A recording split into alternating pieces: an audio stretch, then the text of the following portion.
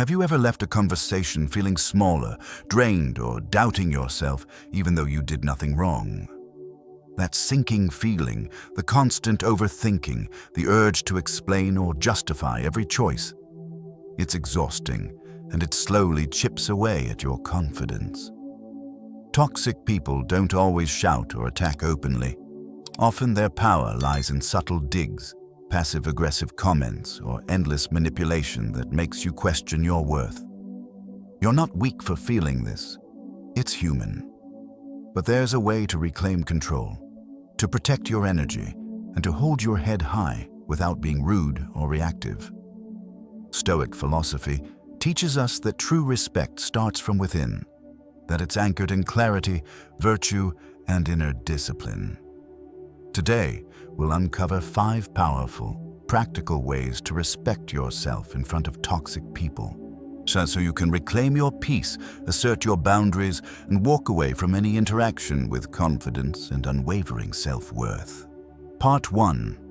Set clear. Internal boundaries. The first and most critical step in respecting yourself in front of toxic people is to establish clear internal boundaries. Too often, we underestimate how much power we voluntarily surrender to others. Every word we allow to hurt us, every slight we ruminate on, every instinct to justify our choices to someone else chips away at our confidence and peace. Think about the last time you walked away from a conversation feeling drained, anxious, or small. Even though you did nothing wrong, that lingering tension, the replaying of their words in your mind, the second-guessing of your own decisions, it all comes from blurred internal boundaries. Toxic people feed on this very weakness. They rely on our reactions, our emotional investment, and our need for validation to maintain control. So the moment you understand this dynamic, you take the first step toward reclaiming authority over your mind and your emotions. Internal boundaries are not walls to shut people out. They are shields to protect your energy, clarity, and dignity. They define what you allow into your inner world and what you refuse to accept.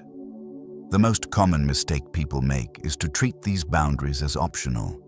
We endure repeated criticism, subtle manipulations, and passive-aggressive behaviors because we feel obligated or because we fear being labeled selfish. But Stoicism teaches that the preservation of virtue, peace, and reason is paramount. Seneca reminds us that a life guided by principle and self-respect cannot be compromised for the comfort or control of others. When you internalize this truth, you recognize that your energy is a limited resource and that who or what you allow to occupy your mind directly impacts your well-being. To establish these boundaries, begin by identifying patterns of interaction that consistently leave you feeling depleted. This could be a colleague who constantly undermines your efforts, a family member who imposes guilt, or a friend who subtly diminishes your achievements. Once these patterns are recognized, make a conscious decision about how much mental and emotional space you are willing to allocate to them. The key is intentional engagement. You can choose to participate in ways that maintain your dignity or withdraw from dynamics that erode it. This is not avoidance, it is deliberate prioritization of your inner life.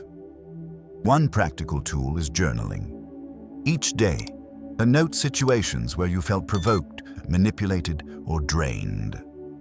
Record your natural reaction, then write down an alternative response that honors your boundaries.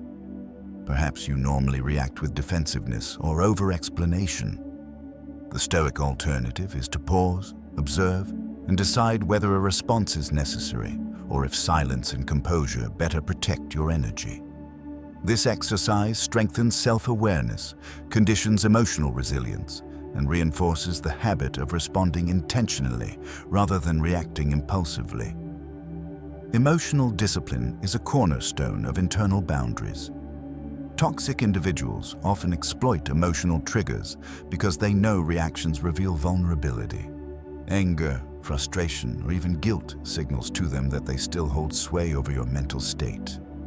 By cultivating a calm, observant mind, You neutralize their leverage. Each moment, you resist impulsive reactions. Each time, you acknowledge a provocation without letting it dictate your behavior. You reinforce the internal framework that protects your peace. Over time, this builds a psychological immunity to manipulation and reinforces self-respect. Another essential aspect is clarity about personal values. Toxic people often test boundaries to see if you will compromise your principles. By clearly defining what you stand for and what you refuse to tolerate, you create a reference point in every interaction. For instance, if punctuality is important, consistently enforcing it in meetings communicates that your time is non-negotiable. If emotional manipulation arises, calmly acknowledging it without over-justifying asserts that your integrity is not up for debate. These internal markers guide your behavior and preserve self-respect, no matter the provocations around you. Limiting mental and emotional exposure goes hand in hand with internal boundaries. Recognize that you cannot control others, but you can control your engagement with them. Reduce interactions that consistently drain you, whether that means fewer social engagements, stricter limits on digital communication, or intentional pauses before responding. These choices protect your energy while reinforcing the principle that your inner life is yours to govern. Each act of deliberate disengagement is a practice of self-respect, demonstrating to yourself and others that your time, focus, and peace are non-negotiable. Establishing internal boundaries is not a one-time event. It is a continuous practice.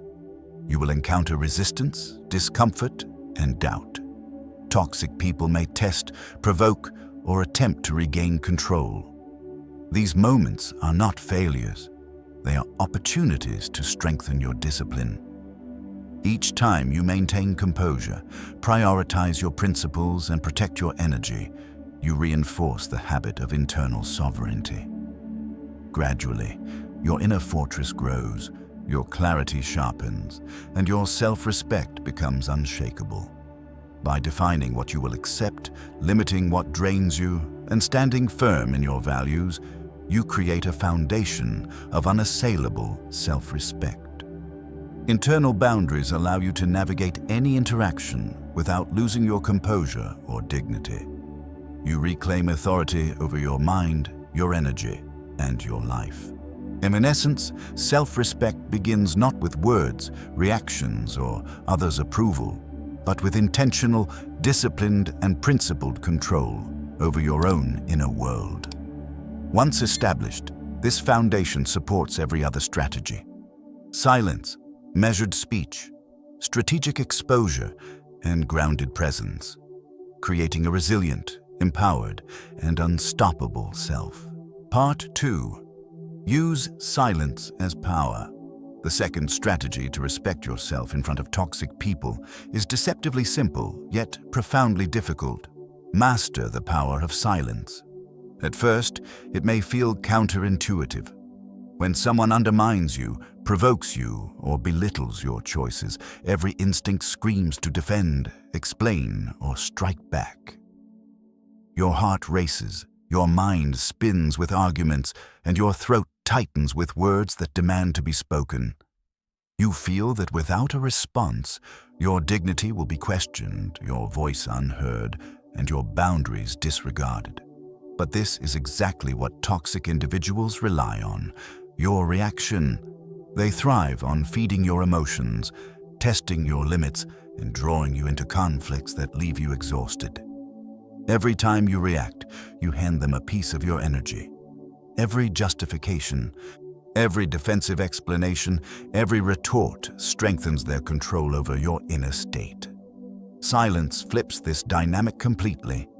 When you choose not to react, when you hold your tongue instead of delivering the rebuttal you rehearsed in your head, you take the power away from them.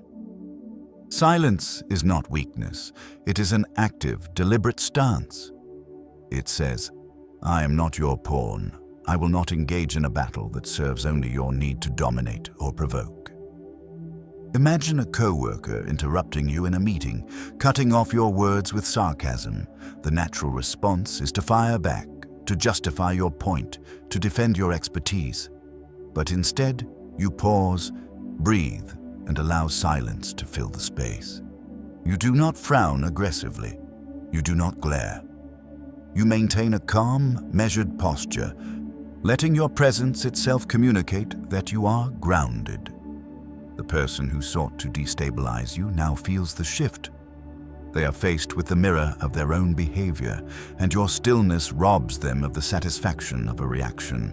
This practice is deeply Stoic. Marcus Aurelius wrote, "If someone is able to show me that what I think or do is wrong, I will happily change, but I am not disturbed by their insults." The essence here is control. You cannot govern the behavior of others, but you can govern your response. Silence allows you to reclaim authority over your mind. It creates a space where you are no longer emotionally entangled, where your energy is preserved, and where your judgment remains clear. Each pause, each moment of refraining from reaction, reinforces the boundaries you established in Part 1. It transforms internal discipline into visible strength. Let's explore the psychology behind this. Toxic people often escalate conflict because they feed on external reactions. When you respond with anger, frustration, or defensiveness, they feel validated, till the cycle continues. Silence interrupts this feedback loop. It forces them to confront their behavior without the reward of your emotional energy. You may feel an initial surge of discomfort. Your body expects to react. Your mind races with counter-arguments, and social conditioning urges immediate defense. This tension is normal. It is the mark of growth. Each time you resist the urge to engage, you are practicing a form of emotional immunity, conditioning yourself to act intentionally rather than react impulsively. The practical application of this strategy is straightforward, but requires deliberate practice. First, when confronted with toxic behavior, take a deliberate pause. Count to 3. Focus on your breath and center your attention on your inner state rather than the provocation. Second, observe without judgment. Note what the other person says or does. Recognize the intent behind it and acknowledge it mentally, but do not let it dictate your next move. Third, decide consciously. Will you respond in a way that maintains dignity, or will silence serve better? More often than not, silence is the more powerful option. Over time, this practice trains your nervous system to remain calm in stressful interactions and strengthens your ability to maintain internal boundaries. Silence also communicates confidence and self-respect externally. When someone expects a reaction and receives none, it disrupts their assumptions. They begin to question themselves, unsure if their tactics are effective. Meanwhile, your aura of calm authority grows. This is not about intimidation. It is about presence. It is the subtle but unmistakable statement that you are not swayed by manipulation, drama, or negativity. And this presence draws respect naturally, both from those who might test you and from bystanders observing the interaction. Of course, silence does not mean passivity or avoidance. It is not the same as withdrawing from accountability or ignoring genuine issues. It is a deliberate, strategic choice that preserves energy, maintains focus, and projects strength.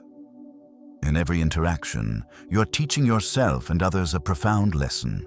Your value, dignity, and inner peace cannot be taken by words, insults, or subtle provocations. Each time you remain silent instead of reacting, you reinforce your sovereignty over your mind and your commitment to respect yourself. To integrate this into daily life, start small. In meetings, or conversations with challenging friends or family interactions, practice the silent pause. Breathe, observe, and respond only when necessary, but with clarity and calm. Use it for texts or emails too. When provoked digitally, Resist the urge to respond instantly. Every micro moment of silence is a rehearsal for mastery over your emotional state. Over weeks, it becomes instinctive. You are no longer a reactive participant in other people's dramas. You are a disciplined, present, and self-respecting individual. In essence, silence is a shield and a statement. It protects your energy, enforces your boundaries, and communicates power without aggression. In a world where toxic behavior is common, mastering the art of silence is one of the most profound ways to respect yourself. It allows you to remain calm when others seek to unsettle you, and preserves your dignity and ensures that no one, not even the most manipulative or critical person, can erode your sense of self. Through this practice, you reclaim control over your inner life and project an unwavering presence that commands respect naturally and effortlessly. Part 3. Speak only what matters. The third principle of respecting yourself in front of toxic people is deceptively simple but profoundly transformative. Speak only what matters. In moments of confrontation or subtle manipulation, our instinct is to justify, defend, or explain ourselves. We feel a compulsion to prove that our choices are valid, that our intentions are pure, and that we are worthy of respect. This urge is natural. After all, we have been conditioned to believe that being understood equates to being valued. Yet, in the presence of toxic individuals, this compulsion becomes a trap. Every explanation, every lengthy defense, every attempt to convince someone of your worth is a gift to the very people who seek to manipulate or control your emotions. It reinforces the dynamic in which your inner peace depends on the reactions of others rather than on your own self-governance. Consider how often this occurs in everyday life. A friend questions your decision to leave a job or end a relationship, their tone subtle but probing. Your mind floods with reasons, counter-arguments, and justifications. You begin to rehearse speeches in your head, worrying that without them, your credibility, your value, or your moral standing will be questioned. But pause for a moment and reflect. Who truly benefits from this torrent of words? Certainly not you. The more you explain, the more you invest energy into a battle that has no winner, except the toxic individual who is subtly feeding off your emotional investment. Stoicism teaches us that our worth is not measured by others' understanding or approval, and it is rooted in virtue, clarity, and alignment with our own principles, independent of external validation. To speak only what matters requires conscious discipline. Start by asking yourself, is this necessary? Does this serve my values, my clarity, or my peace? If the answer is no, the words can remain unspoken. You do not need to justify every choice, defend every boundary, or prove your intentions. Silence and brevity often communicate more than any lengthy argument. When a colleague undermines your work in a meeting, a concise, calm statement such as, "I see your point, here's my approach," is far more powerful than a detailed defense or an emotional retort. The brevity preserves your energy, maintains your authority, and signals self-respect. Stoic philosophers understood the power of measured speech. Epictetus reminded us, as we have 2 ears and 1 mouth so that we can listen twice as much as we speak. Listening, observing, and choosing words carefully ensures that your speech is intentional rather than reactive. In the presence of toxicity, this principle becomes a shield. It prevents you from being drawn into emotional skirmishes, manipulations, or unnecessary explanations. By speaking only what matters, you assert control over the narrative, refusing to hand over power to someone who thrives on your agitation. The psychological effects are profound. When you withhold excessive explanations, you reclaim cognitive and emotional space. Your mind is no longer tangled in loops of justification, replaying conversations or anticipating rebuttals. Instead, it remains focused on clarity, discernment, and action aligned with your values. Toxic people and accustomed to eliciting responses, suddenly find themselves without a lever to manipulate. They may escalate, probe further, or become frustrated. And that is their problem, not yours. Your calm, measured communication is a demonstration of sovereignty over your inner state. In practical terms, cultivating this skill involves preparation and mindfulness. Before entering situations with known toxic individuals, identify topics or triggers that tend to provoke you. Decide in advance what points are essential to address and which are irrelevant to your purpose or peace. Use concise statements, neutral language, and an intentional tone. Practice speaking slowly and deliberately, pausing to breathe before responding. This micro-practice reinforces discipline, allowing your words to reflect strength rather than reactivity. Over time, the habit becomes automatic. You speak only when it serves and remain silent when speech would feed the toxicity around you. It is important to note that speaking only what matters does not mean avoiding accountability or ignoring injustice. It is not passive avoidance. It is a deliberate, courageous choice to allocate your energy toward meaningful communication, not emotional battles. When your words are measured, thoughtful, and aligned with your principles, they carry weight. They convey respect for yourself and for the integrity of the interaction, even in the presence of someone whose behavior might otherwise provoke chaos. By mastering the art of speaking only what matters, you accomplish several critical goals. First, you protect your energy and maintain inner stability. Second, you assert control over your boundaries without confrontation or hostility. Third, you signal authority and self-respect to the toxic person and to observers alike. And finally, you cultivate a deep internal confidence that your value is independent of others' perceptions or judgments. Each interaction becomes an exercise in deliberate presence, measured expression, and inner discipline. Remember, toxic people often seek to distract, provoke, and unsettle. By speaking only what matters, you deny them leverage, preserve your dignity, and communicate a silent but unshakable strength. You show that your worth is rooted not in reaction, but in principle, not in defense, but in clarity, not in approval, but in alignment with your own values. Over time, this practice reshapes the dynamic entirely.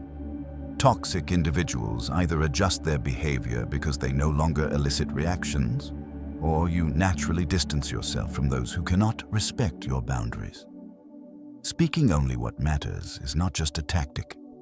It is a way to reclaim your voice, your energy, and your self-respect, demonstrating power without aggression, influence without hostility, and integrity without compromise. Part 4.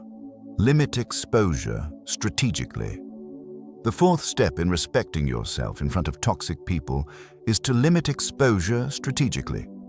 Many of us cling to toxic relationships or environments out of habit, obligation, or the fear of confrontation, believing that endurance is a virtue.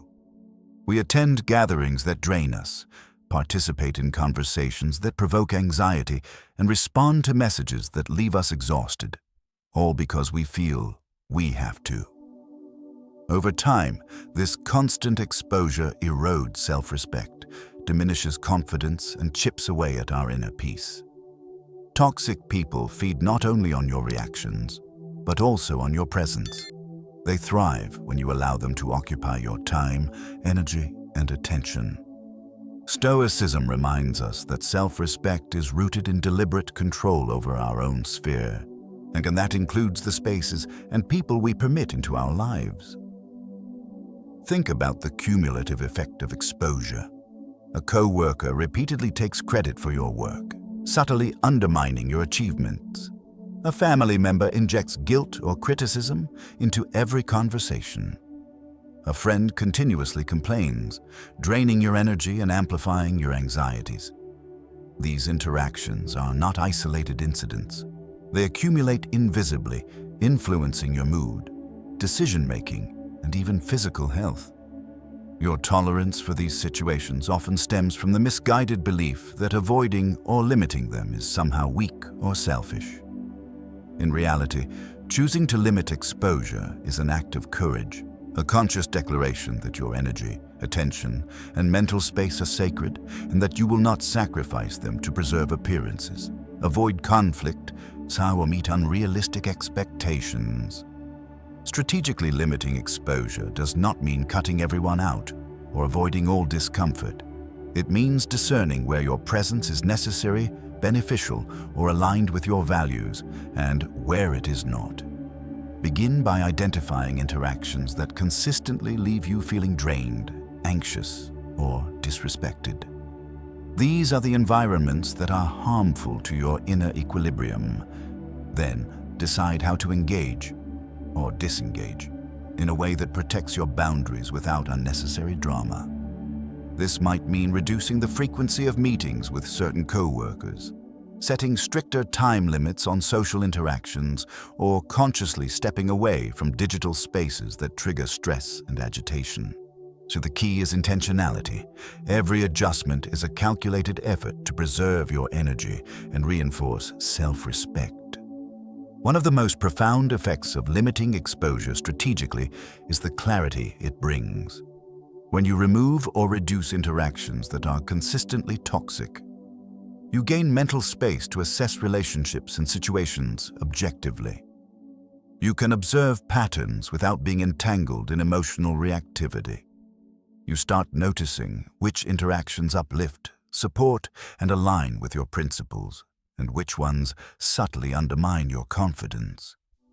This awareness empowers you to make decisions based not on fear, obligation, or social pressure, but on deliberate choice. Stoic wisdom emphasizes this distinction. External circumstances are often beyond our control, but our engagement with them is always within our authority. Limiting exposure strategically is a practical application of this principle. Emotionally, this practice is challenging. Toxic people rarely adjust easily when you change your availability or limit access to your energy. They may attempt to guilt, manipulate, or provoke reactions to reassert control.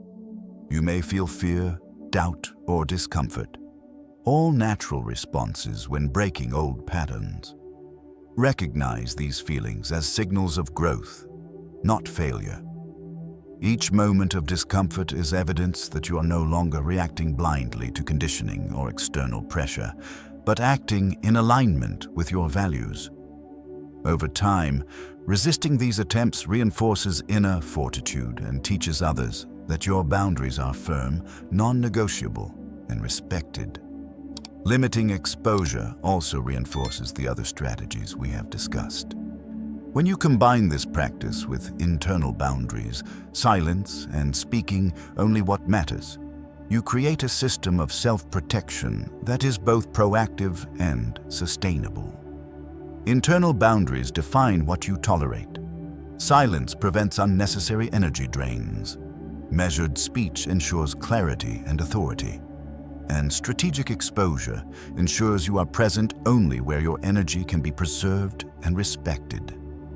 Together, these practices transform your interactions from reactive, exhausting cycles into intentional, controlled experiences where you maintain dignity and influence. Practical steps to implement this strategy include auditing your week. Note interactions that leave you anxious, frustrated, or depleted. Schedule adjustments, perhaps reducing time spent in toxic group chats, skipping optional gatherings that consistently frustrate you, or minimizing exposure to social media conflicts. Communicate boundaries calmly but clearly when necessary. I will not be able to engage in that conversation today, or I need to step back from this interaction for my own clarity. This is not avoidance, it is choosing engagement wisely. Each decision reinforces your self-respect and demonstrates to others and to yourself that your presence is intentional, not a default reaction to external demands. Ultimately, limiting exposure strategically is about preserving your sovereignty over your inner life and it is a declaration that your time, energy, and peace are valuable and not negotiable. Toxic people who seek to manipulate or control find that their influence diminishes as your presence becomes intentional rather than automatic. You may encounter discomfort, resistance, or even pushback, but that is the cost of self-respect and the marker of meaningful growth. By consciously deciding where to invest your attention and energy, you reclaim control over your life and demonstrate, both to yourself and to the world, that your inner state is yours to govern. This deliberate practice of engagement and disengagement is not merely defensive. It is an act of empowerment, courage, and clarity. One of the most potent ways to command respect and preserve dignity in any toxic environment. Part 5. Stand tall and hold your ground. The fifth and final step in respecting yourself in front of toxic people is standing tall and holding your ground. It may sound simple, but in practice, it is one of the most powerful tools you possess. Toxic individuals often seek to diminish your presence through subtle cues, a dismissive tone, a raised eyebrow, or an attempt to make you feel small in front of others. They thrive on uncertainty, on bending your posture, physically and mentally, so that you begin to doubt yourself. When you feel the instinct to shrink, to apologize unnecessarily, or to falter, remember this. Your body communicates your boundaries before your words ever do. A straight back, relaxed shoulders, and calm, steady eye contact are not mere posture. They're a statement of presence, authority, and self-respect. Consider the last time someone tried to belittle you in a meeting or casual conversation. Did you slump, avert your gaze, or stumble through your response? Did you feel your confidence draining with every word they spoke? That loss of presence amplifies the toxic person's power. By contrast, when you stand tall, shoulders back, head held high, voice measured and calm, you reclaim that power immediately. Your posture signals that you are grounded, unshakable, and impervious to manipulation. It is a visual assertion that you are not to be diminished, that your inner authority is intact, and that your self-respect is non-negotiable. This principle is deeply rooted in Stoic philosophy. Marcus Aurelius reminded us that virtue is not only internal, but expressed through action. Holding your ground physically mirrors your internal stability, and the external projection reinforces your inner discipline while also shaping the way others perceive and interact with you. Toxic people, accustomed to eliciting fear, defensiveness, or submission, are immediately confronted by someone who refuses to yield. Your calm, confident presence interrupts their attempts at manipulation. They may try to escalate, test, or provoke, but your posture and demeanor establish a boundary they cannot cross without exposing their own instability. The practice of standing tall requires more than just physical awareness. It demands emotional courage. It is natural to feel anxiety, fear, or self-doubt when asserting yourself against someone who thrives on control. These feelings are evidence that you are stepping into discomfort, exactly where growth occurs. Recognize the sensations without judgment, and let them fuel your commitment to remain composed. Each time you hold your ground, you reinforce a habit of resilience. Your energy is no longer consumed by reacting to the toxicity around you, but is preserved and directed toward maintaining clarity, calm, and purpose. Practical application begins with small, deliberate acts. In conversation, consciously lift your posture and slow your breathing before responding. In tense moments, remind yourself mentally, "I'm grounded. My presence commands respect." Mirror exercises are also valuable. Spend a few minutes daily practicing calm, steady eye contact and measured speech. Over time, these actions become instinctive. They signal to your body, mind, and others that you are unshakable, that your boundaries are firm, and that your self-respect is non-negotiable. Standing tall is not about aggression or intimidation. It is about presence, dignity, and authority rooted in inner virtue. It is a quiet, unyielding signal that you will not bend to manipulation, that your peace is paramount, and that your energy is yours to govern. By combining posture, composure, and awareness, you communicate respect for yourself in a way that words alone cannot achieve. This practice completes the 5-step framework of self-respect against toxic behavior: internal boundaries, silence, measured speech, strategic exposure, and a grounded, confident presence. Together, they create a fortress of self-respect that shields you from manipulation, preserves your energy, and allows you to navigate even the most challenging interactions with clarity, courage, and dignity. We've just explored 5 powerful strategies to respect yourself in front of toxic people. Setting clear internal boundaries, using silence as power, speaking only what matters, limiting exposure strategically, and standing tall with an unwavering presence. Each step is designed to reclaim your energy, safeguard your inner peace, and assert your self-worth without aggression or compromise. Remember, these are not quick fixes. They are deliberate practices that require awareness, courage, and daily commitment. I encourage you to start small today. Notice one situation where you can pause instead of reacting, speak only what matters, or adjust your presence and posture. Over time, these small acts compound into profound self-respect and resilience, transforming not just your interactions with others, but your relationship with yourself. Thank you for taking the time to invest in your inner strength and personal growth.